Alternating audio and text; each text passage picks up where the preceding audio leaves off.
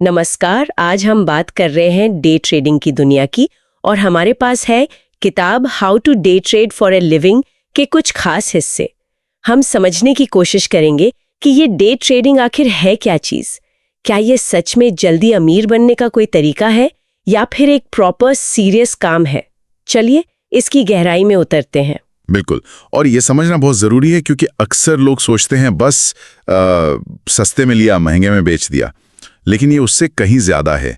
इसमें अनुशासन चाहिए, सही टूल्स चाहिए और हाँ, लगातार सीखते रहना पड़ता है। हाँ, और किताब तो साफ साफ पहले ही नियम में कहती है भाई ये कोई गेट रिच क्विक स्कीम नहीं है।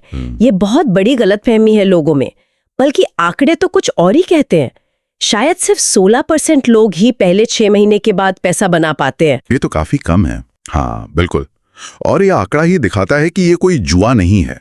ये एक बहुत ही डिमांडिंग, बहुत सीरियस प्रोफेशन है, जैसा नियम 2 में भी है। आप दुनिया के कुछ सबसे तेज दिमागों के साथ कंपीट कर रहे होते हैं। सफलता कोई एक रात में नहीं मिलती। मान के चलिए लगातार प्रॉफिट बनाने में 6 से 8 महीने तो लग ही सकते हैं। 6 से 8 महीने, बाप रे। तो फिर लोग क्यों आते हैं इस तरफ? किताब कहती है शायद लाइफस्टाइल, घर से काम करना, अपने बॉस खुद बनना। हाँ, वो आकर्षण तो है ही, फ्लेक्सिबिलिटी, इंडिपेंडेंस। लेकिन जैसा आपने कहा, ये आसान बिल्कुल नहीं है। और जो सबसे ज़रूरी चीज़ है ना, वो क्या है? वो है अनुशासन और साथ में इमोशनल कंट्रोल। नियम 11 इसी पर जोर देता है।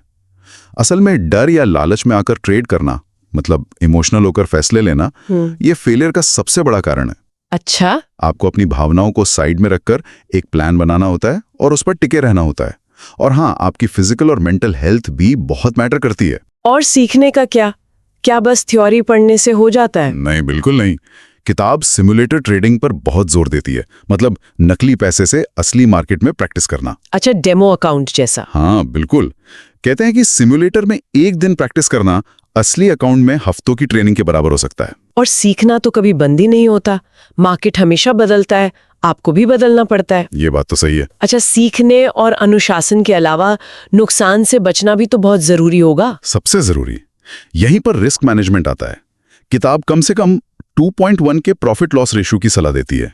नियम 5। 2.1 मतलब अगर आप किसी ट्रेड में 100 रुपए का रिस्क ले रहे हैं तो आपका टारगेट कम से कम 200 रुपए कमाने का होना चाहिए। ओके। और एक और बहुत जरूरी नियम, किसी भी एक ट्रेड में अपनी टोटल कैपिटल का 2% से ज्यादा रिस्क कभी नहीं लेना चाहिए। सिर्फ 2%? ये तो काफी स्ट्रिक्ट है। हाँ, लेकिन ये आपके कैपिटल को बचाने के लिए जरूरी है। ठीक है, रिस्क मैनेज हो गया, पर ट्रेड करने के लिए सही स्टॉक कैसे चुने?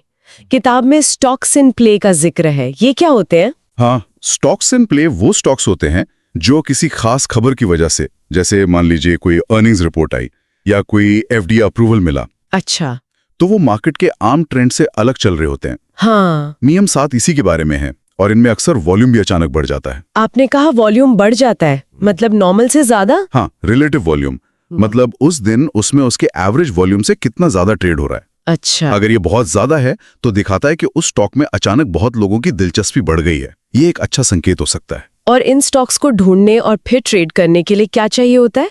कुछ खास सॉफ्टवेयर या टूल्स? हाँ बिल्कुल, इसके लिए आपको स्टॉक स्कैनर्स चाहिए होते हैं, जैसे ट्रेड आइडियाज का नाम लिया गया है। मार्केट खुलने से पहले ही एक वॉच लिस्ट बनानी पड़ती है। फिर एक अच्छा ब्रोकर चाहिए, जैसे इंटरैक्टिव ब्रोकर्स, एक तेज ट्रेडिंग प्लेटफॉर्म जैसे डैश ट्रेडर और नैस्डैक लेवल 2 डेटा भी। लेवल 2 डेटा वो क्या दिखाता है? वो आपको दिखाता है कि किस प्राइस पर कितने खरीदने वाले और बेचने वाले बैठे हैं, मतलब मार्केट की डेप्थ पता चलती है। और हाँ, किताब ये भी कहती है कि सीधे मार्केट ऑर्डर लगाने से बेहतर है मार्केटेबल लिमिट ऑर्डर लगाएं। जैसे मान लीजिए आपको खरीदना है तो आप आस्क प्राइस प्लस 5 सेंट पर लिमिट ऑर्डर लगा दें। इससे ऑर्डर भरने की संभावना बढ़ जाती है, लेकिन एक तय सीमा के अंदर। समझ गए। ये तो सब टेक्निकल बातें हो गई, लेकिन ट्रेडिंग अकेले बैठकर करना कैसा रहता है? क्या इसमें किसी कम्युनिटी या मेंटर की जरूरत होती है? अकेले करना थोड़ा मुश्किल हो सकता है, इमोशनली भी। किताब ट्रेडर्स की कम्युनिटी जैसे ऑनलाइन चैट रूम्स और मेंटरशिप के फायदे बताती हैं। दूसरों के अनुभव से सीखना, सवाल पूछना, ये सब बहुत मददगार हो सकता है। लेकिन क्या दूसरों को बस कॉपी करना ठीक है? नहीं, यहीं पर सावधानी जरूरी है। कम्युनिटी सीखने और सपोर्ट के लिए अच्छी है, पर आंख बंद करके किसी को फॉलो नहीं करना चाहिए। जो सफल ट्रेडर्स होते हैं ना, वो इंडिपेंडेंट सोचते हैं, वो अपने फैसले खुद लेते हैं। तो मतलब कम्युनिटी एक सपोर्ट सिस्टम है, बैसाखी नहीं। बिल्कुल सही कहा आपने। तो कुल मिला के बात ये समझ आई कि डे ट्रेडिंग आकर्षक तो लग सकती है, पर यह कोई आसान खेल नहीं है। इसमें कड़ा अनुशासन चाहिए, लगातार सीखना पड़ेगा, रिस्क को बहुत सख्ती से मैनेज करना होगा, सही टेक्नोलॉजी और टूल्स इस्तेमाल करने होंगे, और हाँ, शायद एक सपोर्ट नेटवर्क भी जरूरी है। इसे एक पूरे बिजनेस की तरह गंभीरता से लेना होगा। एकदम सही।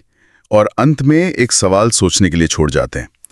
किताब इस बात पर बहुत जोर देती है कि डे ट्रेडिंग में असली जीत मार्केट को समझने से ज्यादा खुद पर काबू पाने में है। तो इसी अनुशासन को टेस्ट करने के लिए आज कोई एक छोटी सी अपनी आदत जिसे आप बदलना चाहते हैं, उस पर काम करना शुरू कर सकते हैं। ये डे ट्रेडिंग के लिए जरूरी सेल्फ कंट्रोल का एक छोटा सा पर रियल टेस्ट हो सकता है ना।